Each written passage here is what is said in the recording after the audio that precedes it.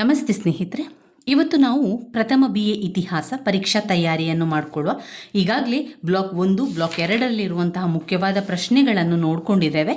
ಇವತ್ತು ಬ್ಲಾಕ್ 3ರಲ್ಲಿ ಬಂದಿರುವಂತಹ ಮುಖ್ಯವಾದ ಪ್ರಶ್ನೆಗಳನ್ನು ನೋಡಿಕೊಳ್ಳುವ.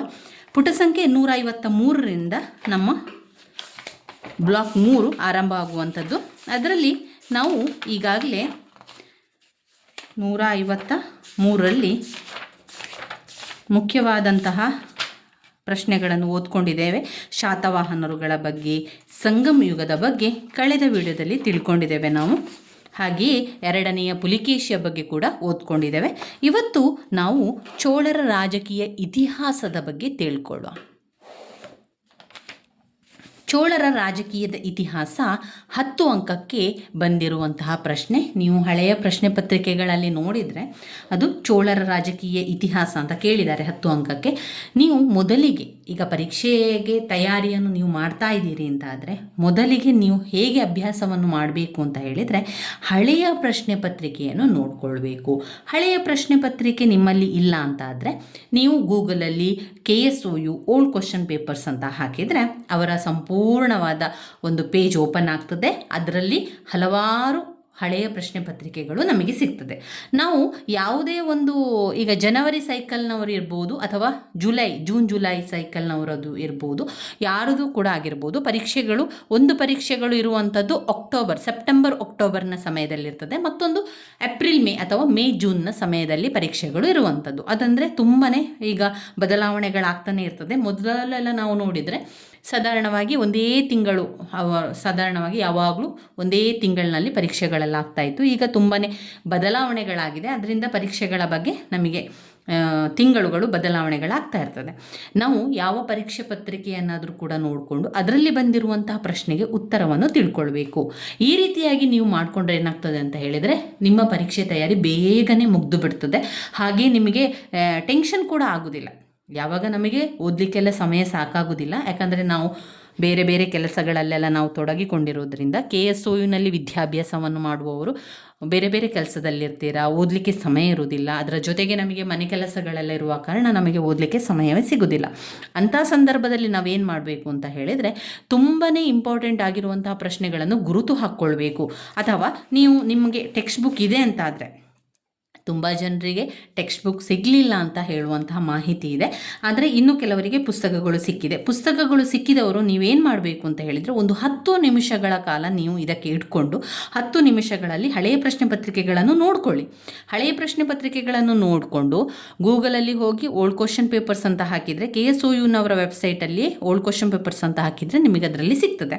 ಅದನ್ನು ನೋಡಿಕೊಂಡು ನೀವೇನು ಮಾಡಬೇಕು, ಆ ತಕ್ಷಣವೇ ನಿಮ್ಮ ಟೆಕ್ಸ್ಟ್ ಬುಕ್ಕಲ್ಲಿ ಗುರುತನ್ನು ಹಾಕ್ಕೊಳ್ಳಿ. ಈ ರೀತಿಯಾಗಿ 10 ಅಂಕಕ್ಕೆ ಬಂದಿರುವಂಥ ಪ್ರಶ್ನೆಗಳನ್ನು 10 ಅಂಕ ಅಂತ ಹಾಕ್ಕೊಳ್ಳಿ, 5 ಅಂಕಕ್ಕೆ ಬಂದಿರುವಂಥದ್ದು 5 ಅಂಕ ಅಂತ ಹಾಕ್ಕೊಂಡು ಈ ರೀತಿಯಾಗಿ ಗುರುತನ್ನು ಹಾಕ್ಕೊಳ್ಳಿ. ಗುರುತನ್ನು ಹಾಕ್ಕೊಂಡ ನಂತರ ನೀವು ಗುರುತು ಹಾಕ್ಕೊಂಡಿರುವಂತಹ ಉತ್ತರ ಏನಿದೆ ಅಂತ ಒಮ್ಮೆ ಓದ್ತಾ ಹೋಗಬೇಕು. ಅದರಲ್ಲಿ ಅವರು ಪಾಯಿಂಟ್ಸ್ಗಳನ್ನು ಕೊಟ್ಟಿದ್ದರೆ ಆ ಪಾಯಿಂಟ್ಸ್ಗಳನ್ನು ಬಾಯ್ಪಾಠ ಮಾಡಿ ಆದರೂ ಕಲಿಯಬೇಕು. ಒಂದು ವೇಳೆ ಪಾಯಿಂಟ್ಸ್ಗಳಿಲ್ಲ, ನೇರವಾಗಿ ಉತ್ತರ ಇದೆ ಅಂತಾದರೆ ಅದನ್ನು ಒಮ್ಮೆ ಓದ್ತಾ ಹೋಗಿ ನಂತರ ಅಂಡರ್ಲೈನ್ ಗೆರೆಗಳನ್ನು ಹಾಕ್ತಾ ಮುಖ್ಯವಾದಂಥ ವಿಚಾರಗಳಿಗೆ ಅಂಡರ್ಲೈನನ್ನು ಗುರುತನ್ನು ಹಾಕ್ಕೊಳ್ತಾ ಹೋಗಬೇಕು. ಒಮ್ಮೆ ಗುರುತನ್ನು ಹಾಕ್ಕೊಂಡ ನಂತರ ನೀವು ಗುರುತು ಹಾಕ್ಕೊಂಡಿರುವಂಥದ್ದನ್ನೇ ಪಾಯಿಂಟ್ಸ್ ಆಗಿ ತಗೊಂಡು ಓದ್ತಾ ಹೋಗಬೇಕು. ಆ ರೀತಿಯಾಗಿ ಮಾಡಿಕೊಂಡ್ರೆ ನಿಮಗೆ ತುಂಬಾ ಸುಲಭ ಆಗ್ತದೆ.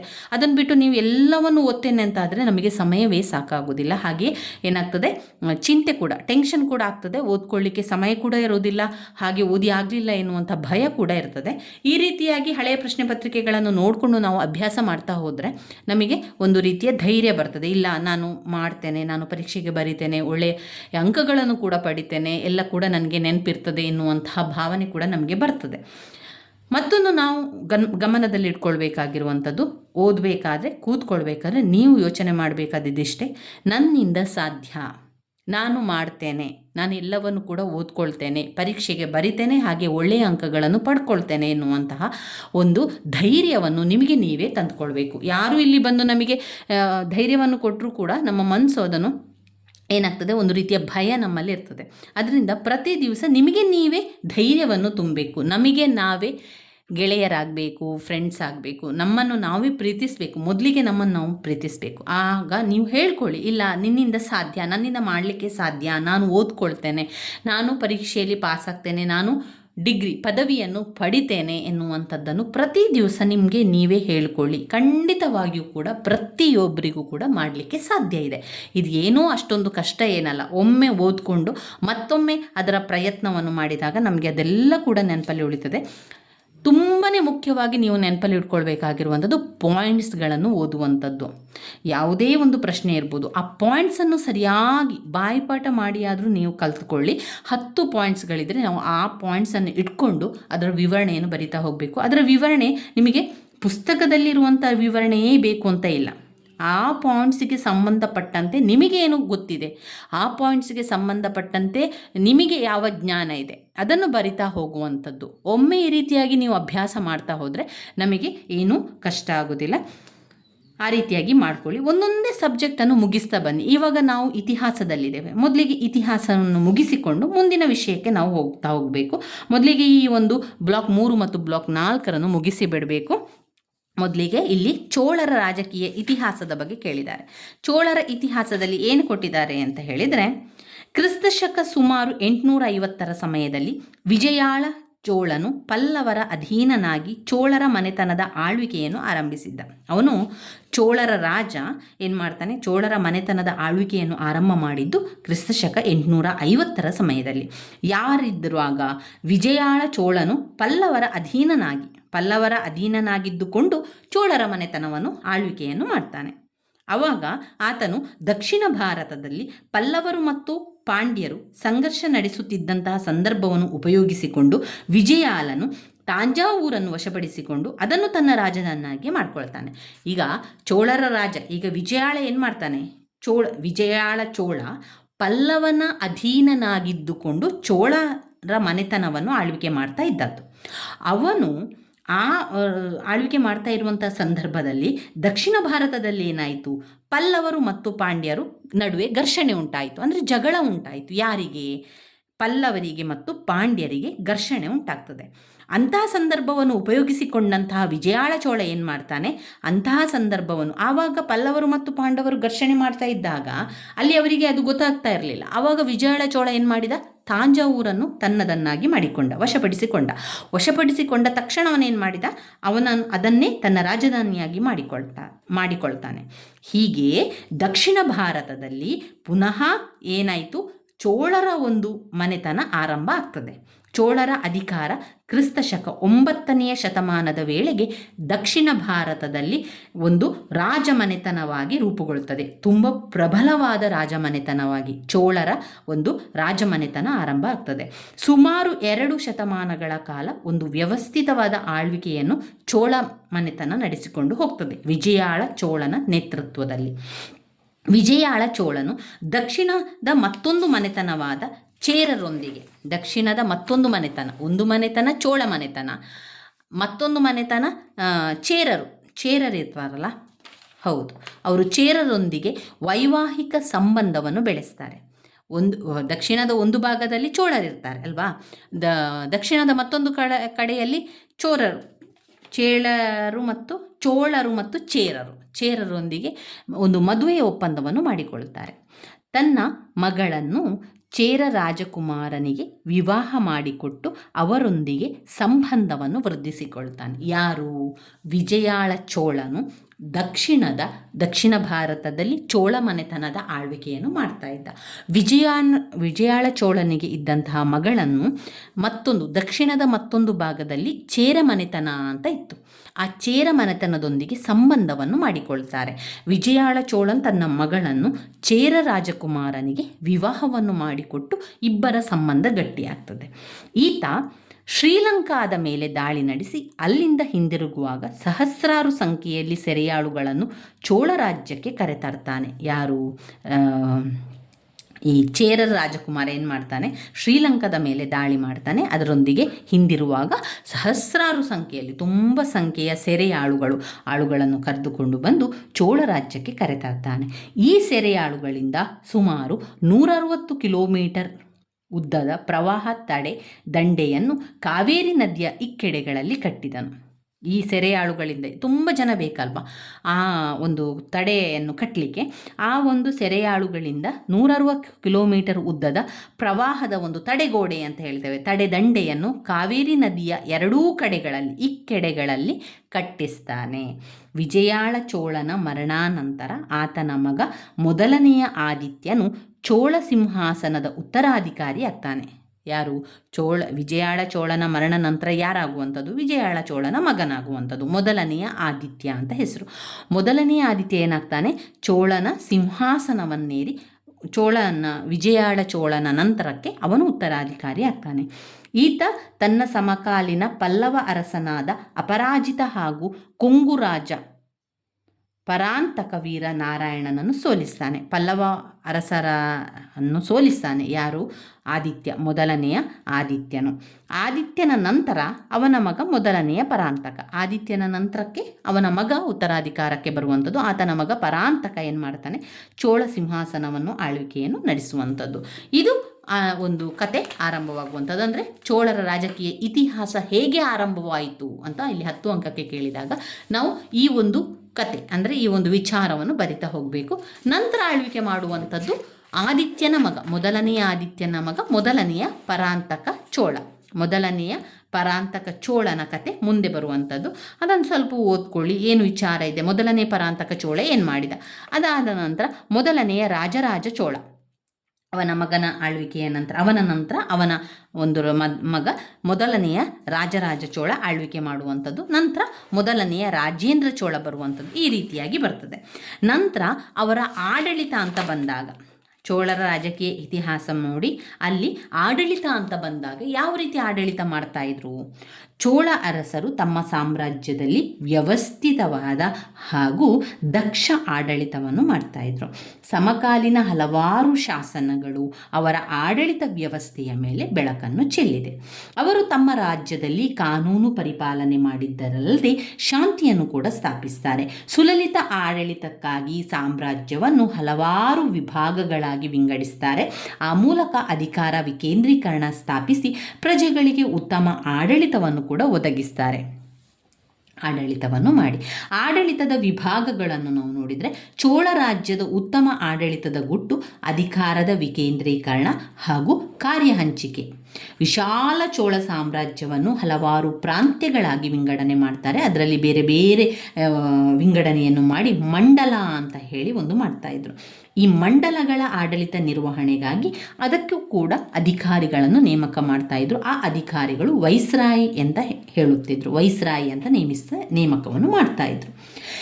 ಈ ಸ್ಥಾನವನ್ನು ಸಾಮಾನ್ಯವಾಗಿ ರಾಜಮನೆತನದ ಹತ್ತಿರದ ಸಂಬಂಧ, ಯಾರು ಹತ್ತಿರದ ಸಂಬಂಧಿಗಳಿದ್ದಾರೆ ಅವರಿಗೆ ಅದನ್ನು ಕೊಡ್ತಾಯಿದ್ರು. ಅಧಿಕಾರಿಗಳನ್ನು ನೇಮಕ ಮಾಡ್ತಾ ಇದ್ರಲ್ಲ, ಅದನ್ನು ರಾಜಮನೆತನದ ಹತ್ತಿರದ ಸಂಬಂಧಿಗೆ ಕೊಡುವಂಥದ್ದು. ಮಂಡಲಗಳನ್ನು ಪುನಃ ಬೇರೆ ಬೇರೆ ವಿಂಗಡಣೆಯನ್ನು ಮಾಡ್ತಾಯಿದ್ರು. ಅದನ್ನು ಒಳನಾಡು ಅಂದರೆ ಜಿಲ್ಲೆಗಳಾಗಿ ವಿಭಜನೆ ಮಾಡ್ತಾಯಿದ್ರು ಮತ್ತು ತಾಲೂಕುಗಳಾಗಿ ವಿಭಜನೆ ಮಾಡ್ತಾಯಿದ್ರು. ಅದಕ್ಕೆ ಏನಂತ ಹೆಸರಿತ್ತು ಅಂತ ಹೇಳಿದರೆ, ಒಳನಾಡು ಅಂದರೆ ಜಿಲ್ಲೆ, ಕೊಟ್ಟಂ ಮತ್ತು ಕುರ್ರಂ ಅಂತ ಹೇಳಿದರೆ ತಾಲೂಕುಗಳಾಗಿ ವಿಭಜನೆ ಮಾಡುವಂಥದ್ದು. ಕೊಟ್ಟಂಗಳ ಆಡಳಿತವನ್ನು ರಾಜದಿಂದ ವೇತನದ ಮೇಲೆ ನೇಮಿಸಲ್ಪಟ್ಟಂತಹ ಅಧಿಕಾರಿಗಳು ಅದನ್ನು ನೋಡಿಕೊಳ್ತಾ ಇದ್ರು. ಕೊಟ್ಟಂಗಳನ್ನು ಪುನಃ ನಾಡುಗಳನ್ನಾಗಿ, ತಾಲೂಕುಗಳನ್ನು ಮತ್ತೆ ನಾಡುಗಳನ್ನಾಗಿ ವಿಂಗಡಣೆ ಮಾಡಿ ನಾಡುಗಳನ್ನು ಗ್ರಾಮಗಳಾಗಿ ಕೂಡ ವಿಭಜನೆಯನ್ನು ಮಾಡ್ತಾ ಇದ್ರು. ಗ್ರಾಮಗಳನ್ನು ಏನು ಮಾಡ್ತಾ ಇದ್ರು? ಮತ್ತೆ ಊರು, ಗ್ರಾಮ, ಪುರ, ಮಂಗಳಂ ಹೇಗೆ ಬೇರೆ ಬೇರೆ ಹೆಸರುಗಳಿಂದ ಅವುಗಳನ್ನು ಕೂಡ ವಿಂಗಡಣೆಯನ್ನು ಮಾಡಿ ಕರೀತಾ ಇದ್ರು. ಇದು ಆಡಳಿತದ ವಿಭಾಗ ಆಗ್ತದೆ.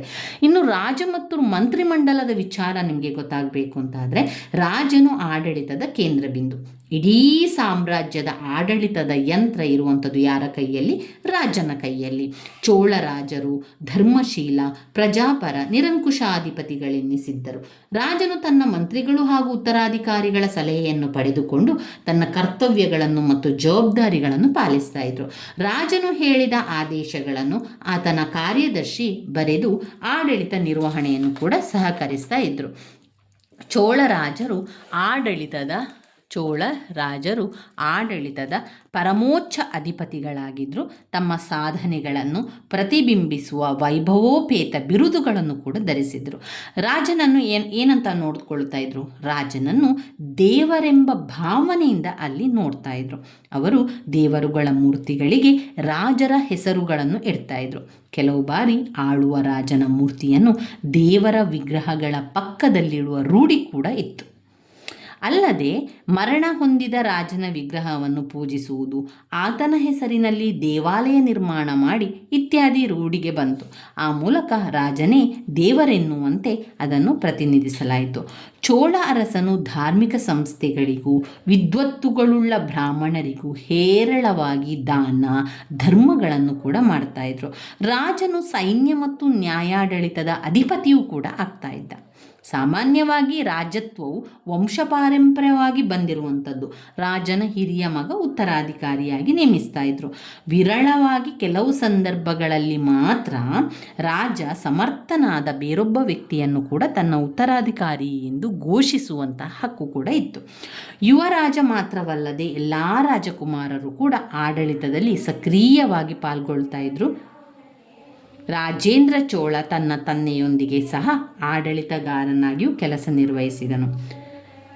ರಾಜ ತನ್ನ ರಾಜ್ಯದ ಆಡಳಿತ ನಿರ್ವಹಣೆ ದಕ್ಷ ಹಾಗೂ ಸುಸೂತ್ರವಾಗಿ ಮುನ್ನಡೆಯಲೆಂಬ ಉದ್ದೇಶದಿಂದ ಮಂತ್ರಿಮಂಡಲದ ಸದಸ್ಯರು ಹಾಗೂ ಉನ್ನತ ಅಧಿಕಾರಿಗಳನ್ನು ನೇಮಿಸ್ತಾ ಇದ್ರು. ರಾಜ ನಿರಂಕುಶರಾಧಿಕಾರತ್ವವನ್ನು ಸಲಿಲಗೊಳಿಸುವ ಅವಕಾಶ ಮಂತ್ರಿಮಂಡಲದ ಸದಸ್ಯರಿಗಿತ್ತು. ಮಂತ್ರಿಗಳು, ಪುರೋಹಿತರು, ದಂಡನಾಯಕರು, ರಾಯಭಾರಿಗಳು, ಗೂಢಾಚಾರರು ಇವರೆಲ್ಲ ಕೂಡ 5 ಪ್ರಮುಖವಾದ ಸಭೆಗಳು ಆಗಿತ್ತು. ಯಾರೆಲ್ಲ? ಮಂತ್ರಿಗಳು, ಪುರೋಹಿತರು, ದಂಡನಾಯಕರು, ರಾಯಭಾರಿಗಳು, ಗೂಢಾಚಾರರು ಎಲ್ಲರೂ ಕೂಡ 5 ಪ್ರಮುಖವಾದ ಸಭೆಗಳು ಅಲ್ಲಿತ್ತು. ಮಂತ್ರಿಮಂಡಲದ ಸದಸ್ಯರುಗಳು ದಿನನಿತ್ಯದ ಆಡಳಿತ ವ್ಯವಹಾರಗಳಲ್ಲೂ ಹಾಗೂ ಸಂದಿಗ್ಧ ಸಂದರ್ಭಗಳಲ್ಲೂ ಕೂಡ ರಾಜನಿಗೆ ಸಲಹೆಗಳನ್ನು ಕೊಡ್ತಾ ಇದ್ರು, ಅಲ್ಲದೆ ಪರಿಹಾರಗಳನ್ನು ಕೂಡ ಕೊಡ್ತಾ ಇದ್ರು. ಆದರೆ ಮಂತ್ರಿಗಳ ಸಲಹೆ ಸೂಚನೆಗಳನ್ನು ರಾಜನು ಒಪ್ಪಲೇಬೇಕೆಂಬ ಒತ್ತಾಯವೇನೂ ಕೂಡ ಇರಲಿಲ್ಲ. ಅಲ್ಲಿ ರಾಜರು, ರಾಜಕುಮಾರುಗಳು ಕೈಗೊಳ್ಳುತ್ತಿದ್ದ ಪ್ರವಾಸಗಳು ಆಡಳಿತದ ದಕ್ಷತೆಯನ್ನು ಹೆಚ್ಚಿಸ್ತಾ ಇದ್ದವು.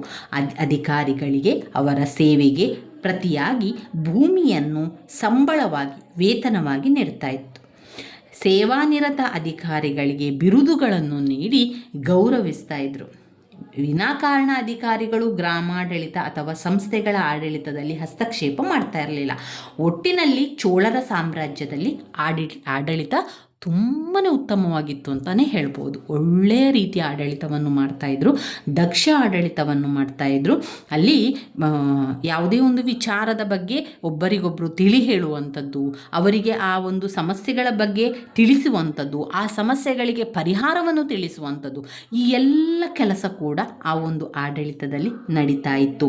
ಉತ್ತಮವಾದ ಆಡಳಿತವನ್ನು ಮಾಡಿದವರು ಚೋಳ ಸಾಮ್ರಾಜ್ಯದಲ್ಲಿ ಕಾಣ್ಬೋದು. ಇನ್ನು ಕಂದಾಯ ಆಡಳಿತದ ಬಗ್ಗೆ ನೋಡುವುದಾದರೆ, ರಾಜ್ಯವು ವಿವಿಧ ರೀತಿಯ ತೆರಿಗೆಗಳನ್ನೆಲ್ಲ ಹಾಕ್ತಾ ಇತ್ತು. ಅದು ಭೂ ತೆರಿಗೆ ಆಗಿರ್ಬೋದು, ವ್ಯಾಪಾರ ವಾಣಿಜ್ಯದ ತೆರಿಗೆ, ಸಮುದಾಯದ ತೆರಿಗೆ, ವೃತ್ತಿ ತೆರಿಗೆ, ಗಣಿಗಾರಿಕೆ, ಕಾಡು, ಉಪ್ಪಿನ ಮಡಿ, ಕಾಣಿಕೆ, ದಂಡ, ಸುಂಕ ಇದೆಲ್ಲ ಕೂಡ ಅಲ್ಲಿ ಇತ್ತು. ಭೂಕಂದಾಯವೇ ರಾಜ್ಯಾದಾಯದಲ್ಲಿ ಪ್ರಧಾನವಾಗಿತ್ತು. ಅದನ್ನು ಧನ ಅಥವಾ ಧಾನ್ಯದ ರೂಪದಲ್ಲಿ ಎರಡೂ ರೀತಿಯಲ್ಲಿ ಗ್ರಾಮ ಸಭೆಗಳು ವಸೂಲಿ ಮಾಡ್ತಾಯಿದ್ರು. ಗ್ರಾಮಗಳಲ್ಲಿ ತೆರಿಗೆ ಬಾಕಿ ಇದ್ದರೆ ಅದನ್ನು ಕಟ್ಟಬೇಕಾದ ಜವಾಬ್ದಾರಿ ಗ್ರಾಮ ಸಭೆಗಳದ್ದೇ ಆಗಿತ್ತು. ಅವರ ಕರ್ತವ್ಯ ಲೋಪವು ಶಿಕ್ಷಾರ್ಹವಾಗಿತ್ತು. ಇನ್ನು ಮೊದಲನೆಯ ರಾಜರಾಜ, ಮೊದಲನೆಯ ರಾಜೇಂದ್ರ, ಮೊದಲನೆಯ ಕುಲೋತ್ತುಂಗ ಇವರ ಕಾಲದಲ್ಲಿ ಎಲ್ಲ ಹೇಗಿತ್ತು ಅಂತ ಹೇಳಿದರೆ, ಕೃಷಿ ಭೂಮಿಯನ್ನು ಆಗಾಗ ತಕ್ಷಣವೇ ಸರ್ವೆಯನ್ನು ಮಾಡ್ತಾಯಿದ್ರು. ಯಾರಾದರೂ ಕೃಷಿ ಮಾಡದೇ ಇದ್ದಲ್ಲಿ ಅಂತಹ ಭೂಮಿಯನ್ನು ಸರಕಾರ ಏನು ಮಾಡ್ತಾ ಇತ್ತು, ಮುಟ್ಟುಗೋಲು ಹಾಕಿಕೊಂಡು ಕೃಷಿ ಭೂಮಿ ಮಾಡುವವರಿಗೆ, ಕೃಷಿಯನ್ನು ಯಾರು ಮಾಡ್ತಾರೆ ಅವರಿಗೆ ಕೊಡ್ತಾ ಇತ್ತು. ಯಾರು ಮಾಡದೇ ಇರ್ತಾರೆ ನೋಡಿ, ಅವರ ಭೂಮಿಯನ್ನು ಸರ್ಕಾರ ತಕ್ಕೊಂಡು ಕೃಷಿ ಮಾಡುವವರಿಗೆ ಕೊಡ್ತಾ ಇತ್ತು. ತೆರಿಗೆ ವಸೂಲಿ ಮಾಡುತ್ತಿದ್ದ ಕೃಷಿ ಭೂಮಿಗೆ ಇರೈ ಕಲಟಿನ ನಿಲಂ ಎಂಬುದಾಗಿ ಕರೆಯಲಾಗುತ್ತಿತ್ತು. ರಾಜ್ಯದ ಎಲ್ಲ ಕೃಷಿ ಭೂಮಿಗೂ ಕಂದಾಯ ಪಡೆಯುತ್ತಿರಲಿಲ್ಲ. ಅಂದರೆ ತೆರಿಗೆ ಸಾಮಾನ್ಯ ಕೃಷಿ ಭೂಮಿಗೂ ಕೂಡ ಇತ್ತು. ಇದಕ್ಕೆ ಇಲಿ ಎಂಬುದಾಗಿ ಕರೆಯಲಾಗ್ತಾ ಇತ್ತು. ಭೂಮಿಯನ್ನು ಗದ್ದೆ, ಹೊಲ, ತೋಟ ಎಂಬುದಾಗಿ ವರ್ಗೀಕರಣವನ್ನು ಮಾಡಿದರು. ನನ್ಸೈ, ಪುನ್ಸೈ, ತೊಟ್ಟಂ ಅಂದರೆ ಗದ್ದೆ, ಹೊಲ, ತೋಟ ಅಂತ ಹೇಳಿ ವರ್ಗೀಕರಣವನ್ನು ಮಾಡಿದರು. ಇವುಗಳ ಮೇಲೆ ಹಾಕುತ್ತಿದ್ದ ಕಂದಾಯವು ಮಣ್ಣಿನ ಸ್ವರೂಪ, ಅಲ್ಲಿ ಬೆಳೆಯುವಂತಹ ಬೆಳೆ, ಕೃಷಿಕನ ಸಾಮರ್ಥ್ಯ ಎಲ್ಲ ಕೂಡ ಅಲ್ಲಿ ಅವಲಂಬಿತ ಆಗ್ತಾ ಇತ್ತು.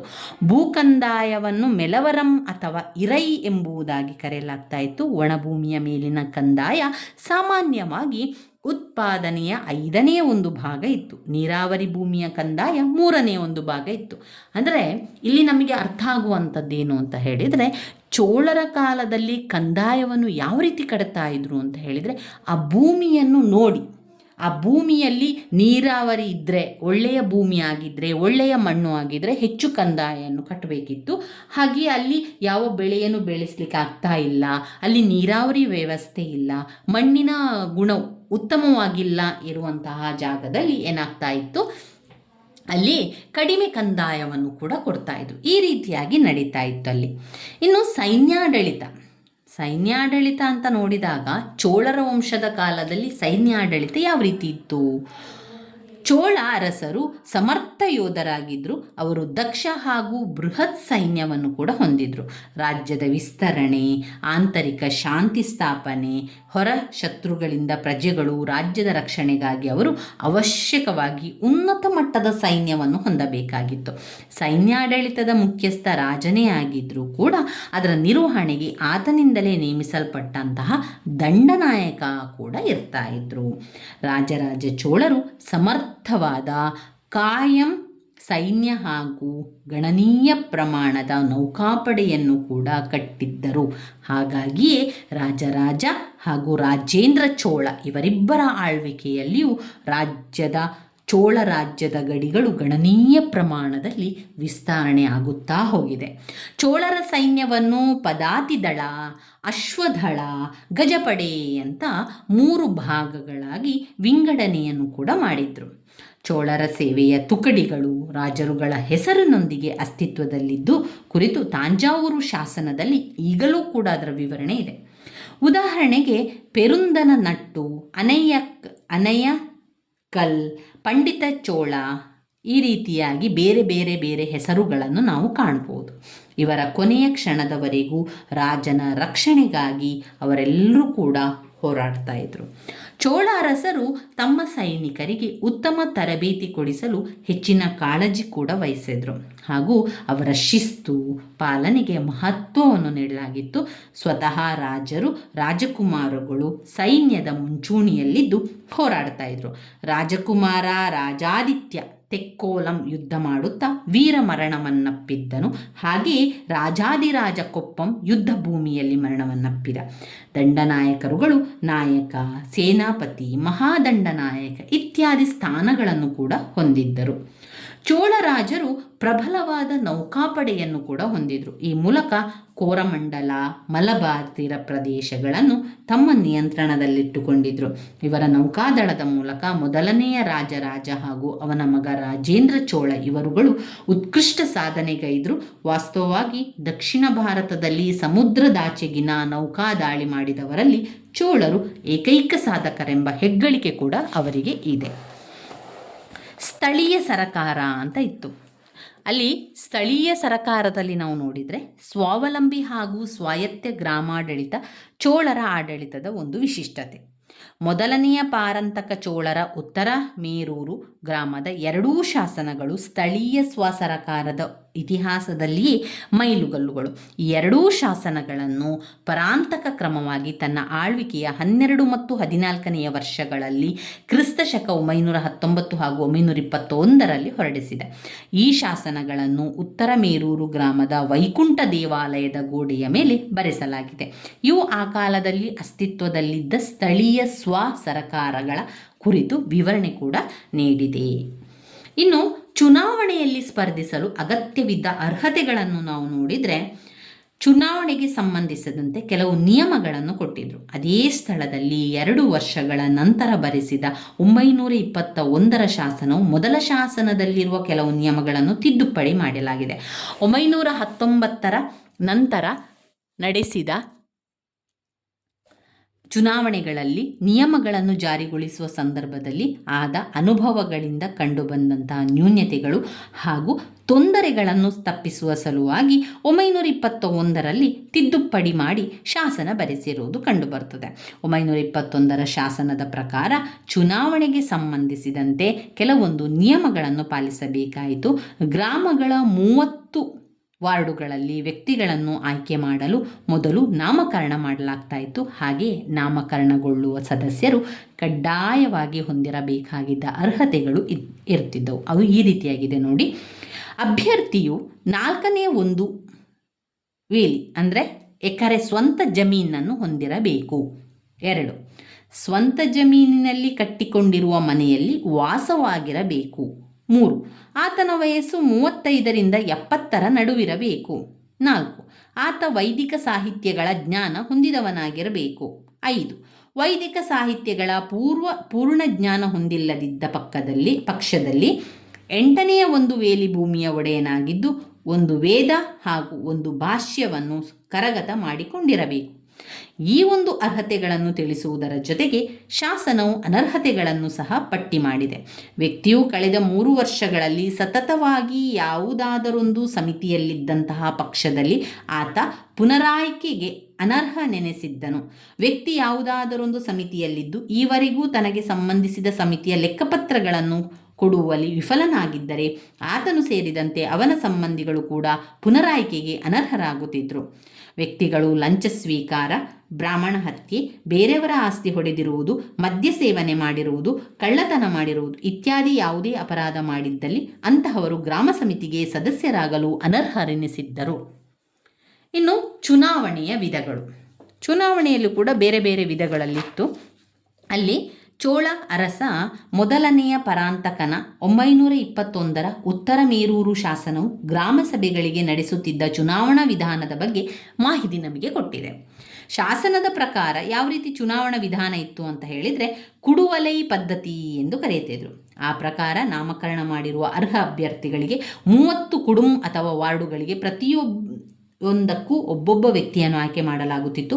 ಆಯ್ಕೆ ಪ್ರಕ್ರಿಯೆಯಲ್ಲಿ 1 ಮಡಕೆಗೆ ಅಭ್ಯರ್ಥಿಗಳ ಹೆಸರುಗಳನ್ನು ಬರೆದು ಹಾಕಿ ಚಿಕ್ಕ ಬಾಲಕನೊಬ್ಬನಿಂದ ಒಂದೊಂದೇ ಚೀಟಿಯನ್ನು ಎತ್ತಿ ಓದಲಾಗುತ್ತಿತ್ತು. ಗ್ರಾಮಗಳ ಆಡಳಿತದಲ್ಲಿ ಸಭಾವು ಪರಿಣಾಮಕಾರಿಯಾಗಿ ಕರ್ತವ್ಯ ನಿರ್ವಹಿಸಲು ಪ್ರಾಮಾಣಿಕ ಮತ್ತು ನಿಷ್ಠಾವಂತ, ವಿದ್ಯಾವಂತ ಮತ್ತು ಸಮರ್ಥಶಾಲಿ ಹಾಗೂ ಅನುಭವಸ್ಥ ಸದಸ್ಯರ ಅಗತ್ಯವಿತ್ತು. ಚೋಳರ ಚುನಾವಣಾ ಪದ್ಧತಿಯು ಅಂತಹ ಸದಸ್ಯರ ಆಯ್ಕೆಗೆ ಅನುವು ಮಾಡಿಕೊಡುತ್ತಿದ್ದವು. ಕುಡುವಲೈ ಪದ್ಧತಿಯ ಪ್ರಕಾರ ಆಯ್ಕೆಯಾದ 30 ಸದಸ್ಯರುಗಳಲ್ಲಿ ಹಿರಿಯ ಹಾಗೂ ವಿದ್ಯಾವಂತ ಮತ್ತು ಈಗಾಗಲೇ ತೋಟ ಮತ್ತು ಟ್ಯಾಂಕ್ ಸಮಿತಿಗಳಲ್ಲಿ ಕರ್ತವ್ಯ ನಿರ್ವಹಿಸಿರುವ 12 ಮಂದಿಯನ್ನು ಸಂವತ್ಸರ ವಾರಿಯಂಗೂ, 12 ಮಂದಿಯನ್ನು ತೋಟವಾರಿಯಂಗೂ, ಉಳಿದ 6 ಮಂದಿಯನ್ನು ಏರಿವಾರಿಯಂಗೂ ನೇಮಿಸಲಾಗುತ್ತಿತ್ತು. ಇದಲ್ಲದೆ ಪಂಚವಾರ ವಾರಿಯಂ ಹಾಗೂ ಪೋನ್ವಾರಿಯಂಗಳಿಗೂ ಒಂದು ಸಮಿತಿಗೆ 6 ಸದಸ್ಯರಂತೆ ನೇಮಕ ಮಾಡಲಾಗುತ್ತಿತ್ತು. ಇವಿಷ್ಟು ನಾವು ಚೋಳರ ಆಡಳಿತದ ಬಗ್ಗೆ ತಿಳ್ಕೊಂಡೆವು. ಇನ್ನು ಇದರಲ್ಲಿ ಬರುವಂಥದ್ದು ಘಟಕ 17. ಘಟಕ 17ರಲ್ಲಿ ನಾವು ಯಾವುದನ್ನು ಓದ್ಕೊಳ್ಬೇಕಾಗಿರುವಂಥದ್ದು ಚಾಲುಕ್ಯರ ಬಗ್ಗೆ ಇದೆ. ಅಷ್ಟೇನು ತುಂಬಾ ಮುಖ್ಯವಾಗಿ ಇರುವಂಥ ವಿಚಾರ ಅಲ್ಲ. ಇನ್ನು ಬರುವಂಥದ್ದು ಇಲ್ಲಿ ಹೊಯ್ಸಳರ ಕೊಡುಗೆಯನ್ನು ಸ್ವಲ್ಪ ನೋಡಿಕೊಳ್ಳಿ. ಹೊಯ್ಸಳರ ಕೊಡುಗೆ ಏನು? ಧರ್ಮ, ಸಾಹಿತ್ಯ, ಕಲೆ, ವಾಸ್ತುಶಿಲ್ಪಕ್ಕೆ ಹೊಯ್ಸಳ ಶೈಲಿ, ಇದು ಅವರ ಕೊಡುಗೆಗಳ ಬಗ್ಗೆ ಸ್ವಲ್ಪ ನೋಡಿಕೊಂಡ್ರೆ ಸಾಕು. ಇನ್ನು ಬರುವಂಥದ್ದು ಧಾರ್ಮಿಕ ಚಳುವಳಿ.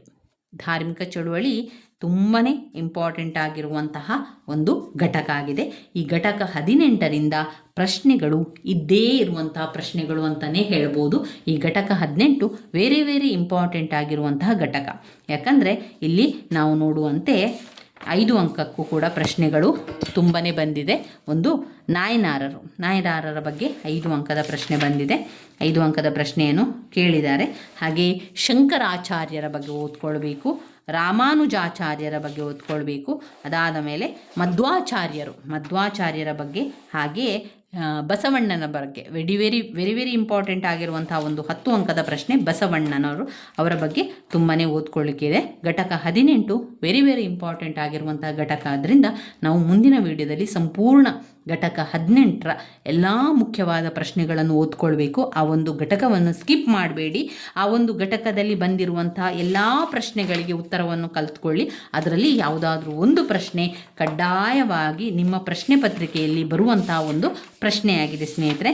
ಅದರಿಂದ ನಾವು ಮುಂದಿನ ವಿಡಿಯೋದಲ್ಲಿ ಘಟಕ 18ರ ಎಲ್ಲ ಪ್ರಶ್ನೆ ವೆರಿ ಇಂಪಾರ್ಟೆಂಟ್ ಆಗಿರುವಂಥ ಎಲ್ಲ ಪ್ರಶ್ನೆಗಳ ಬಗ್ಗೆ ಓದ್ಕೊಳ್ಬೇಕು. ನನ್ನ ವೀಡಿಯೋಸ್ ಎಲ್ಲ ನಿಮಗೆ ಇಷ್ಟ ಆಗ್ತಾ ಇದ್ದರೆ ಲೈಕ್ ಕೊಡಿ, ಶೇರ್ ಮಾಡಿ, ಸಬ್ಸ್ಕ್ರೈಬ್ ಮಾಡಲಿಕ್ಕೆ ಮರಿಬೇಡಿ ಸ್ನೇಹಿತರೆ. ನೋಡಿ, ಘಟಕ 16 ನಾವು ಓದ್ಕೊಂಡೆವು. ಚೋಳರ ಆಡಳಿತದ ಬಗ್ಗೆ, ಚೋಳರ ಒಂದು ರಾಜಕೀಯದ ಬಗ್ಗೆ ಎಲ್ಲ ನೋಡಿಕೊಂಡೆವು. ಘಟಕ 18ರಲ್ಲಿ ನಾಯನಾರರು, ಶಂಕರಾಚಾರ್ಯರು, ರಾಮಾನುಜಾಚಾರ್ಯರು, ಮಧ್ವಾಚಾರ್ಯರು, ಬಸವಣ್ಣನವರು ಇವರದ್ದನ್ನು ಓದ್ಕೊಳ್ಳಿಕ್ಕಿದೆ. ಅದನ್ನು ಮುಂದಿನ ವಿಡಿಯೋದಲ್ಲಿ ಓದ್ಕೊಳ್ಳುವ. ಧನ್ಯವಾದಗಳು ಸ್ನೇಹಿತರೆ.